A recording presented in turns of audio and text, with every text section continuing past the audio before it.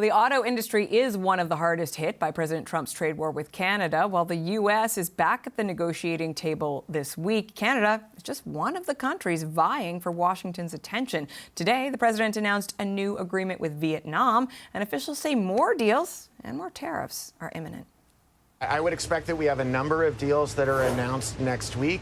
The discussions that we have been having with the White House is that there will be some level of tariffs that are imposed if countries have not come back to us with trade deals that facilitate us moving along with the negotiations. So, is Canada one of the countries that's poised for a breakthrough on a deal? Canada has experienced striking deals with the U.S. during negotiations for the original NAFTA in the 90s. John Weeks was Canada's chief negotiator. John Weeks, thank you for making the time. Thank you very much for having me. This raft of deals that the U.S. is suggesting it might be ready to sign, how do you think that is going to impact Canada's quest to get this bigger economic and security deal? Well, I think Trump seems to be dealing with everybody on a bilateral basis. So I think we need to keep in focus what it is that we want. Clearly, the discussions that were initially agreed between the Prime Minister and the President were for the negotiation of a trade and security pact, which was a very broad vehicle in which you could imagine a lot of things the Americans might want. I think most of these other trade deals that Trump is talking about are basically just trade deals. Mm-hmm. So I think what is being looked at in the context of the Canadian situation is something broader.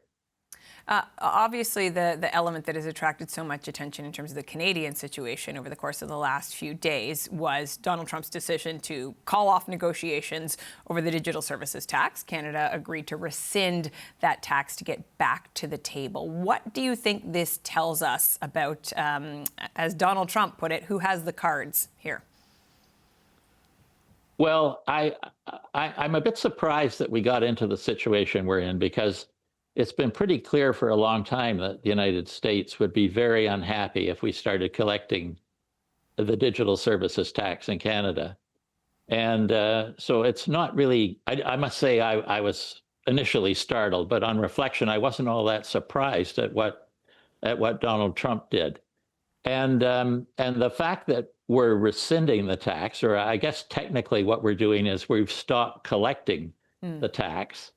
But the legislation, of course, is still there until Parliament decides otherwise. And the government has said that the Minister of Finance will be bringing forth legislation. But I assume that's in the context of a satisfactory outcome of the negotiations with the United States on trade issues, and in the context also of the broader security pact.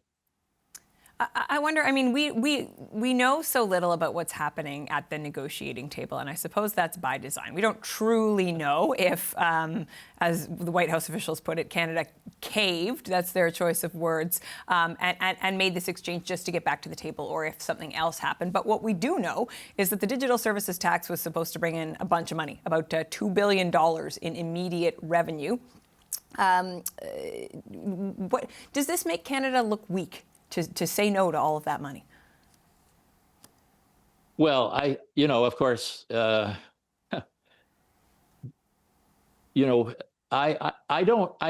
not sure that this affects the negotiations all that much. I think what happens here is the government looks like they've been caught off guard in a sort of domestic political sense.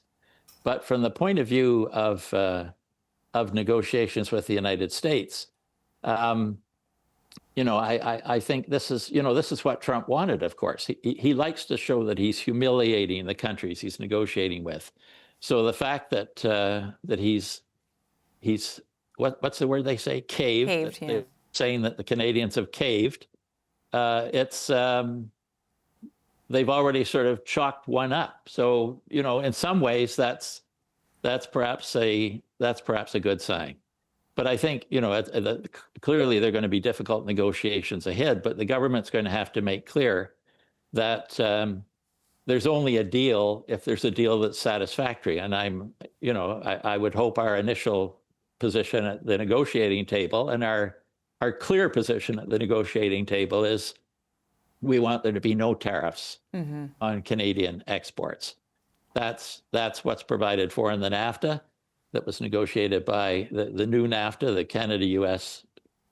Mexico agreement that was negotiated and signed by Donald Trump in his previous term, and that's what should continue to apply. Well, so let me ask you though. Sorry to interrupt, John Wicks, but yeah, go ahead. Can you envision a scenario then where the Canadian government does accept a deal with some lower level of tariffs? Do you think that is a deal that it could ever be argued is in Canada's best interest? Well, I think the government's dealing with two very difficult things here. One is the threat and the actual imposition that we're living with now of a whole series of tariffs from the United States. And this is causing a lot of economic damage to Canada already. It's creating an enormous amount of uncertainty. And clearly, we have to be working to try to get rid of those tariffs that are now there and to prevent any new ones from being imposed. But at the same time, we have to be working on something broader, which I think is dealing with the reality that our trade relationship with the United States is now more uncertain than it's been, well, perhaps ever since the Second World War. Low tariffs, of course, are, if they're predictable and if they're going to be kept low, is a much less damaging option than total uncertainty as to what's going to happen from one day to the next. I guess the real problem is in negotiating with the Americans now, how do we get a degree of assurance that we can trust that whatever it is we've negotiated is actually going to be what is going to continue to apply? And is is there any way to? Is there any way? I mean, I suppose you're sort of trying to Trump-proof an agreement with Trump, aren't you? Is there any way to do that? Well, I think perhaps that's partly what they had in mind by looking at a broader economic and security pact, so that you make this more than just trade, and you put on the table a number of things that have been concerned to the United States for a long time, that Canada, and not just during the Trump administration, there's been a concern that Canada hasn't been spending enough money on defense, for instance.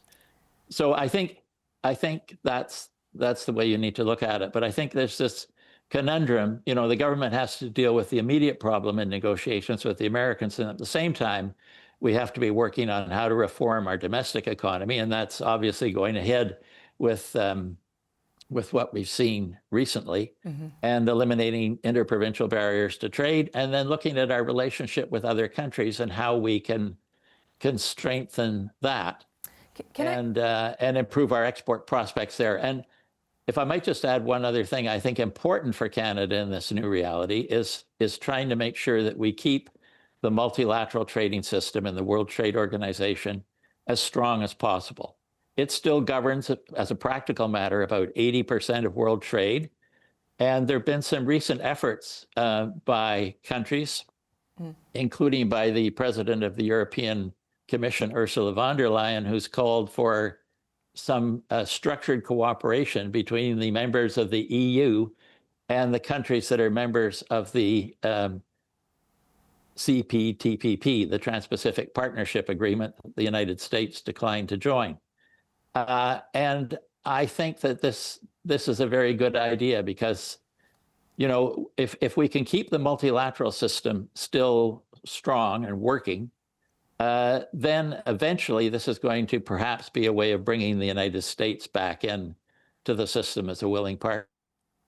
Certainly a lot of American businesses would be very interested in that possibility. In the meantime, there's about 3 weeks left till this self-imposed deadline. What do you think is the most important thing for Canada's negotiators to do in that time? Well, I think we need a degree of certainty. I don't know. I'm sitting here at our cottage in Georgian Bay, so I don't know exactly what's going on at the bit more relaxing than the negotiating table. Yeah. Yes, I can watch this with a certain detachment, but I think certainty is the big question. If things are uncertain, then investments aren't going to be made, contracts aren't going to be concluded. People are going to be worried about their job prospects. It's going to have very damaging economic effects. So I can see why certainty is important. Okay. I would hope that those who are close to negotiating this have already sketched out some of the elements of what an arrangement that would be satisfactory to the parties would look like. Okay. We've certainly seen other cases where Trump does something very dramatic before you get to a final conclusion of an agreement. So maybe in some ways we could take the fact that, we've had this blow up in the negotiations and we patched things over somewhat as an indication that maybe we're getting close to some kind of solution. All right. Well, listen, John Weeks, former NAFTA negotiator, thank you for taking time from your relaxing cottage to talk about trade tensions. Appreciate it, sir. Thank you, Catherine.